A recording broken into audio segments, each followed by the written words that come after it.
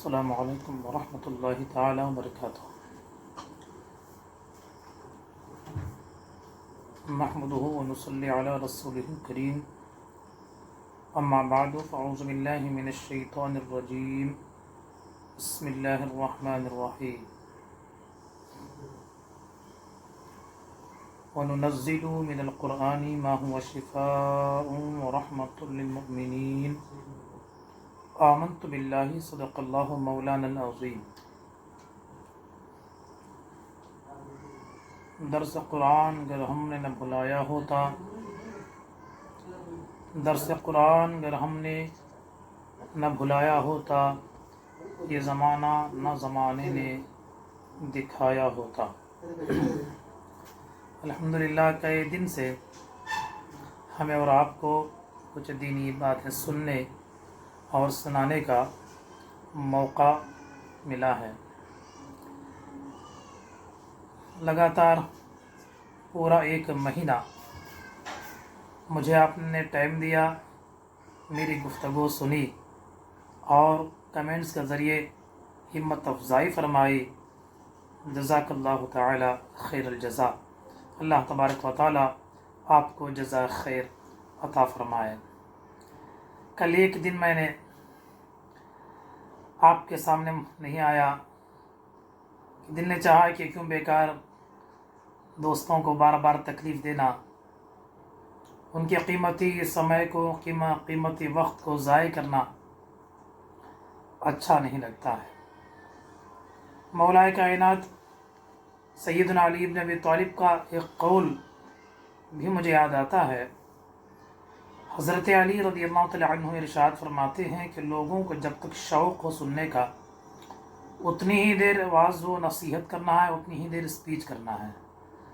لوگوں کو اکتائے جانے تک وعظ کرنا، اتنی وعظ کرو، اتنی نصیحت کرو کہ لوگ تنگ آ جائیں، تو گویا ایسا ہے گویا جانور کے گلے میں ہار ڈالنے کے برابر ہے۔ ایسا نہیں ہونا ہے۔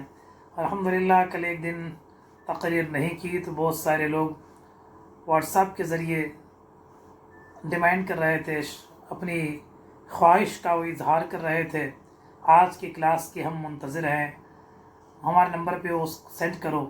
اللہ تعالیٰ آپ کے اس جذبے ایمانی کو سلامت رکھے۔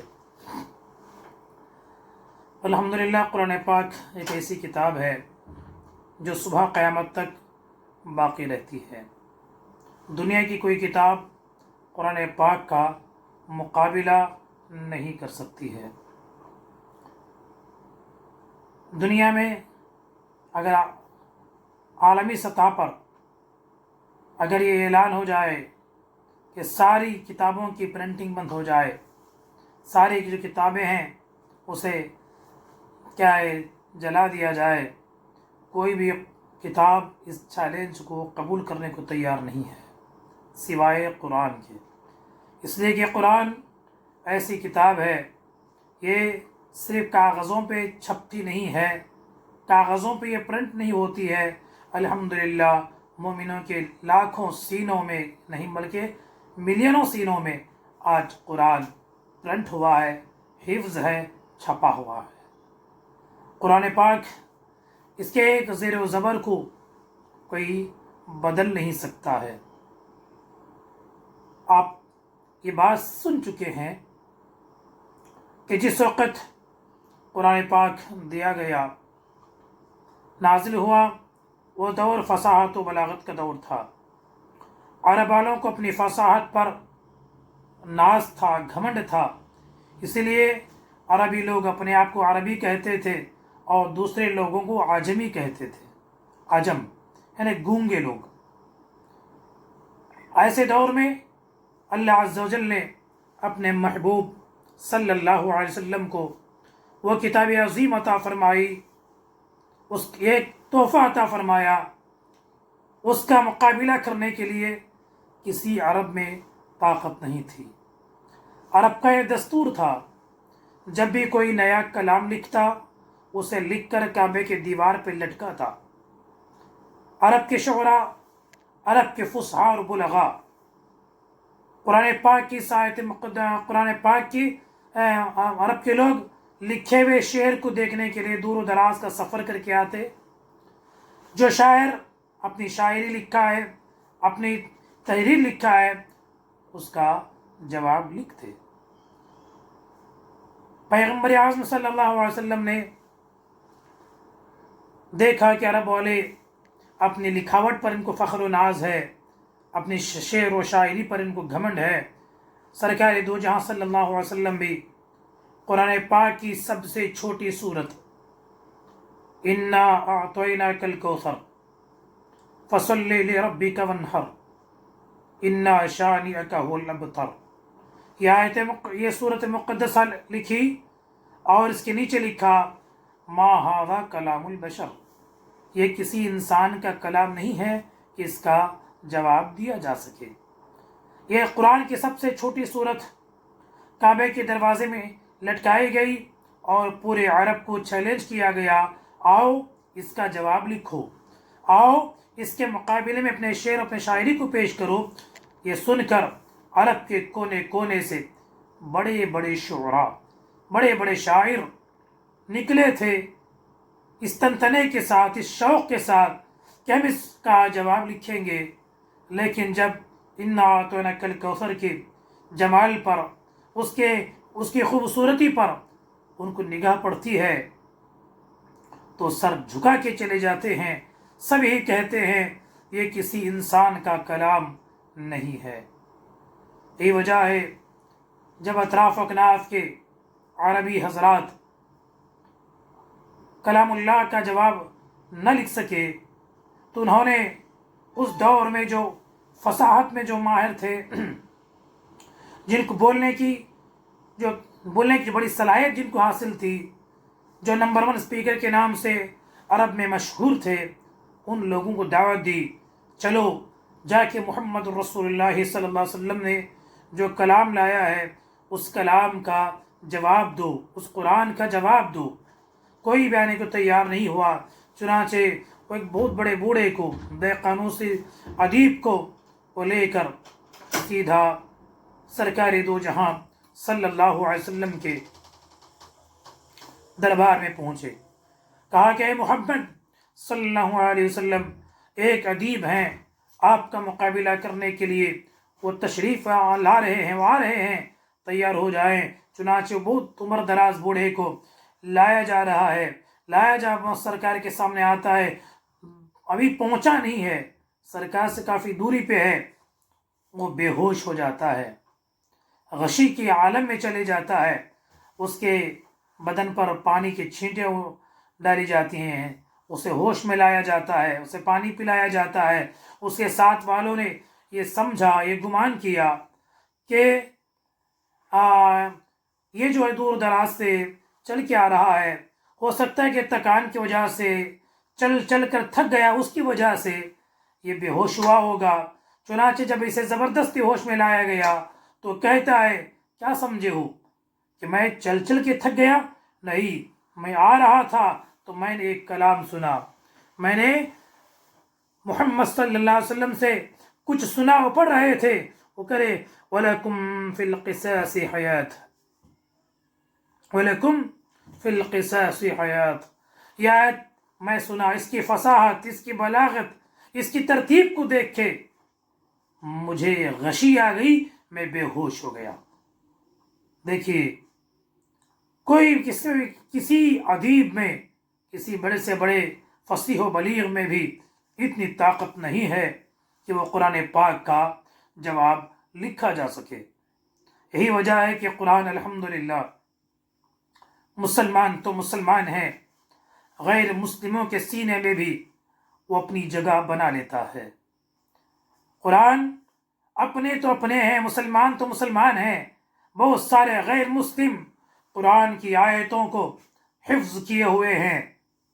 ایک ہندوستان کے ایک بہت بڑے مشہور عالم حضرت علامہ سید نعیم الدین مراد آبادی رضی اللہ تعالی عنہ، جو مفسر قرآن ہیں، نوجوانی کا عالم ہے، ایک پادری صاحب سے ان کا مناظرہ طے ہوتا ہے.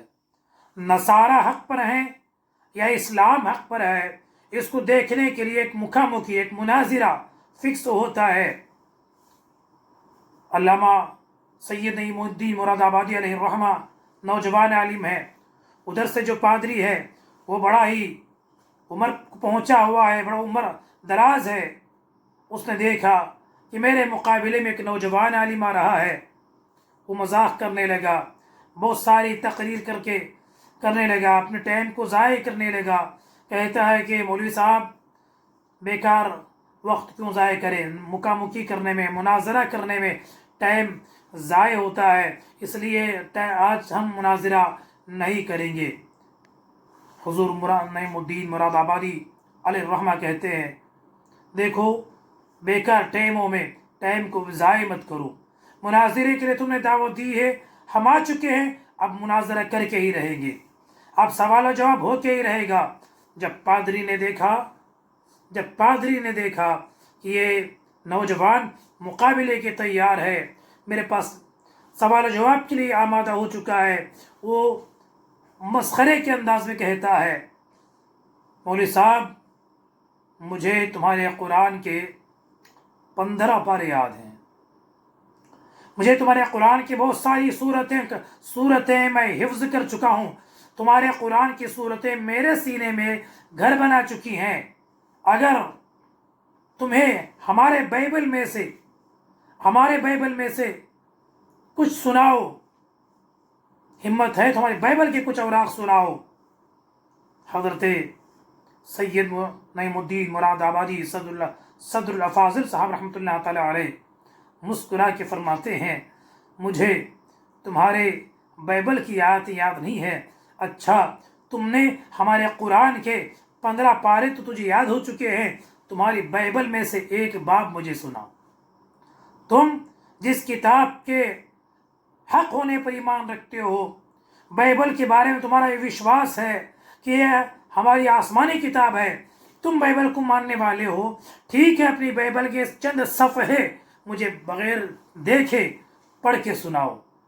اتنا سننا تھا، پادری صاحب کبھی ادھر دیکھتے ہیں کبھی ادھر دیکھتے ہیں، کبھی سر کھجلاتے ہیں کہ اوپر دیکھتے ہیں، آئیں بائیں کرنے لگے، جتنے لوگ وہاں بیٹھے ہوئے تھے سب نے ڈیمانڈ کیا پادری صاحب بات تو صحیح ہے کہ تم نے مسلمانوں کے قرآن کو حفظ کر لیا ہے، اپنی بائبل میں سے چند پیج پڑھ کے سنا دو۔ تو کہتے میرے بس کی بات نہیں ہے، مجھے بائبل یاد نہیں ہے۔ تو حضور نعیم الدین مراد آبادی رحمۃ اللہ تعالی علیہ فرماتے ہیں یہی قرآن کے حق ہونے کی نشانی ہے، اپنے تو اپنے ہیں، بیگانے کے دل میں بھی یہ اپنا گھر بنا لیتا ہے۔ اس لیے چلتے چلتے ایک واقعہ مجھے اور یاد آ رہا ہے، کسی زمانے میں ایک بہت بڑے کرسچن نے ایک نصرانی صاحب نے اسلام قبول کیا۔ یہ سب واقعات کتابوں میں لکھے ہوئے ہیں، ایسے نہیں کہ ہم آپ کا دل بہلانے کے لیے ٹائم پاس کرنے کے لیے آپ کے سامنے یہ باتیں ہم نہیں رکھ رہے ہیں، یہ سوشل میڈیا کے ذریعے جو بھی ہم کہہ رہے ہیں بڑی ذمہ داری کے ساتھ پورے کتابوں کو دیکھ کر پورے ثبوت کے ساتھ یہ باتیں ہم آپ سے شیئر کر رہے ہیں۔ جا کے بہت ساری نصارہ جماعت والے گئے، تم نے کون سی خامی دیکھی، کون سی کمی دیکھی کہ تم نے اپنے دھرم کو چھوڑ کر اسلام قبول کر لیا؟ انہوں نے دیکھا کہ بہت سارے لوگ آئے ہیں، سوال و جواب میں لمبا ٹائم لگ جائے گا، اس لیے کہا کہ ٹھیک ہے میں کل ایک تحریر بھیجتا ہوں، کل ایک میں رائٹنگ میں لکھ کے دیتا ہوں کہ میں اسلام کو کنورٹ کیسے کیا ہے، اسلام کو قبول میں نے کیسے کیا ہے۔ چنانچہ وہ چلے گئے، انہوں نے ایک تحریر بھیجی، دیکھو میں نے صرف قرآن کے ایک اعجاز کو دیکھ کر، میں نے قرآن کے صرف ایک ترتیب کو دیکھ کر اسلام قبول کیا ہے، اس لیے کہ ہمارے پاس جو بائبل ہے اس کے مختلف نسخے ہیں، اگر کہ پرنٹنگ میں غلطی بھی ہے تو لوگ اسے قبول کر لیتے ہیں۔ قرآن ایک ایسی واحد کتاب ہے، آپ لوگ اس کے جلد کو نہیں دیکھتے ہیں، اس کے خوبصورت حرف کو نہیں دیکھتے ہیں، آپ کتنا ہی بڑا شاندار طریقے سے قرآن پاک چھپواؤ، اس میں ایک زیر کی کمی ہے، ایک زبر کی کمی ہے، ایک فتح کی کمی ہے، ایک کسرہ کی کمی ہے، ایک نقطے کی کمی ہے، تو کوئی دنیا کا کوئی مسلمان اسے قبول کرنے تیار نہیں ہے۔ اس نے یہ دیکھ کر कोई खामोश नहीं बैठेगा। कुरान की इस तरतीब को देखकर मैंने इस्लाम कबूल किया है। इसलिए अज़ीज़ान मिल्लत इस्लामिया, कुरान से मोहब्बत करें। कुरान में क्या है? हमारे लिए शिफा है। वनुनज़्ज़िलु मिनल कुरआनी मा हुवा शिफाउन व रहमतुल लिल मोमिनीन। देखो हमारे जिस्म क्या है? हमारे अंदर दो चीज़ें हैं, एक है जिस्म और एक है रूह। जिस्म क्या है? मिट्टी से बना है, फरिश्ते नूर से बने हैं, जिन्न और शैतान अंगार से बने, आग से बने हैं। तो ये हमारा जिस्म क्या खाकी मिट्टी से बना है। जब ये बीमार होता है तो इसकी दवा मिट्टी से पैदा होने वाली चीज़ों से इसकी दवाई करते, इसका इलाज करते हैं, है ना। कोई जड़ी बूटी दे, कोई पत्ता का, कोई पत्ते के ज़रिए, कोई जड़ के ज़रिए, कोई बीज के ज़रिए हमारी जिस्मानी अमराज का वो इलाज करते हैं, उससे हमको फ़ायदा भी होता है। हमारी रूह चूँकि वो आलम अरवाह से आई है, उसकी ग़िज़ा कुरान है, इसलिए हमें कुरान पाक को सही तरीक़े से समझ कर पढ़ना होगा, इससे हमें मोहब्बत करनी होगी। कुरान पाक के बारे में इससे पहले वाले बताया था, एक यासीन 10 कुरान का सवाब है। सूरह यासीन कुरान पाक का दिल है। इसी तरह 3 बार इखलास पढ़ लेंगे तो एक कुरान का सवाब मिलता है। रमज़ान का महीना है, यकीनन हमें उम्मीद है हमें से अक्सर सामाईन ज़रूर कम से कम 2 रकात तहज्जुद वो पढ़ते होंगे। अब कुरान की जो सूरतें आपको लंबी लंबी याद हैं, उनकी तिलावत करें। अगर आपको नहीं आता है तो तहज्जुद की नमाज में कम से कम 1 रकात में 3 मरतबा कुल हुवल्लाहु अहद अल्लाहु समद लम यलिद वलम यूलद वलम यकुल लहू कुफुवन अहद 3 बार पढ़ लेंगे तो हमें एक कुरान पढ़ने का सवाब दिया जाता है। गर्ज़े के कुरान में क्या है? हमारे लिए मुकम्मल शिफा मौजूद है। इसलिए अज़ीज़ान मिल्लत इस्लामिया, हमें चाहिए कि कुरान को हम साहिब कुरान की बताए हुए तरीक़े से हम कुरान समझने की कोशिश करें। जब तक हम ताजदार अरब व अजम सय्याह इला मकाम सल्लल्लाहु अलैहि वसल्लम के तफसीर को, उनके हदीस को नहीं देखते हैं, हमें कुरान समझ में नहीं आता है। कुरान में किस तरह का शिफा है। देखिए, आज दुनिया में डॉक्टर हैं, तबीब हैं, वो हमारे जिस्मों का वो इलाज करते हैं, हमारे लिए वो काफ़ी मेहनत करते हैं, बड़ी गौर व फिक्र करके हमारे लिए नुस्खे बनाते हैं, उनकी दवाओं से हमें फ़ायदा होता है। हम बीमार हुए, एक डॉक्टर के पास गए, उन्होंने बहुत जांचा टटोला, दवाई लिखी, हमने दवा पिया, लेकिन अच्छा नहीं हुआ। फिर 1 दिन के बाद दोबारा डॉक्टर के पास गए, कहा डॉक्टर साहब आपकी दवाई से हमको फ़ायदा नहीं हो रहा है, बीमारी जैसे की तो वैसे ही है। डॉक्टर क्या करेंगे?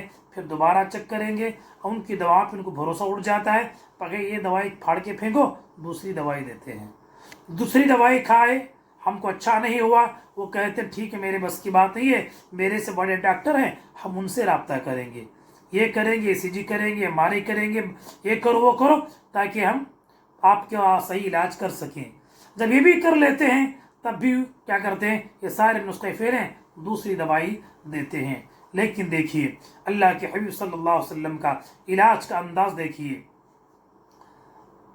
एक सहाबी आके अर्ज करते हो, वो सहाबी रदियल्लाहु अन्हु ಬಂದು ಹೇಳುತ್ತಾರೆ, ಯಾ ರಸೂಲುಲ್ಲಾಹಿ ಸಲ್ಲಲ್ಲಾಹು ಅಲೈಹಿ ವಸಲ್ಲಂ, ನನ್ನ ತಮ್ಮನಿಗೆ ದಸ್ತ್ ಬರ್ತಾ ಇದೆ, ಲೂಸ್ ಮೋಷನ್ಸ್ ಆಗ್ತಾ ಇದೆ, ಯಾವ ಮೆಡಿಸಿನ್ಸ್ ಕೊಟ್ಟರು ನಿಲ್ತಾ ಇಲ್ಲ ನಬಿಯೇ, ಒಂದು ಮೆಡಿಷನ್ ನೀವು ಕೊಡಬೇಕಂತ ಹೇಳುವಾಗ ಸಯ್ಯಿದುನಾ ರಸೂಲುಲ್ಲಾಹಿ ಸಲ್ಲಲ್ಲಾಹು ಅಲೈಹಿ ವಸಲ್ಲಂ ಆ ಸ್ವಹಾಬಿಗೆ ಹೇಳ್ತಾರೆ, ಇಸ್ಕಿಹಿ ಅಸಲ, ಹೋಗಿ ನಿಮ್ಮ ತಮ್ಮನಿಗೆ ನೀವು ಅಸ್ಲ್ ಕೊಡಬೇಕು, ಜೇನುತುಪ್ಪ ಹನಿ ನೀವು ಕೊಡಬೇಕು.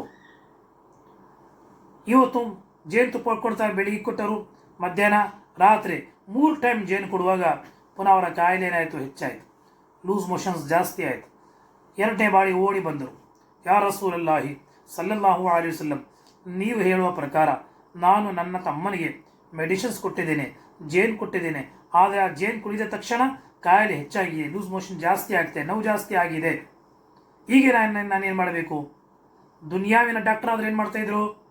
ಹೌದಾ, ಜೇನು ಕುಡಿಯುವಾಗ ಜಾಸ್ತಿ ಆಗಿದೆ, ಹಾಗೆ ಜೇನು ಕುಡಿಯೋದು ಬೇಡ, ನಾನು ಬೇರೆ ನುಸ್ಖಾ, ಬೇರೆ ಒಂದು ಮದ್ದು ನಿಮಗೆ ಬರೆದು ಕೊಡ್ತೇನೆ ಅಂತ ಹೇಳ್ತಾ ಇದ್ರು. ನಬಿ ಮತ್ತು ಡಾಕ್ಟರಲ್ಲಿ ವ್ಯತ್ಯಾಸ ನೋಡಿ. ನಬಿರು ಹೇಳ್ತಾರೆ ಈ ಅಸಲ ಈಗ ಹೋಗಿ ಪುನಃ ಜೇನು ಕೊಡಬೇಕು, ಮೆಡಿಸಿನ್ ಚೇಂಜ್ ಆಗೋದಿಲ್ಲ, ಪುನಃ ನೀವು ಜೇನೇ ಕೊಡಬೇಕು.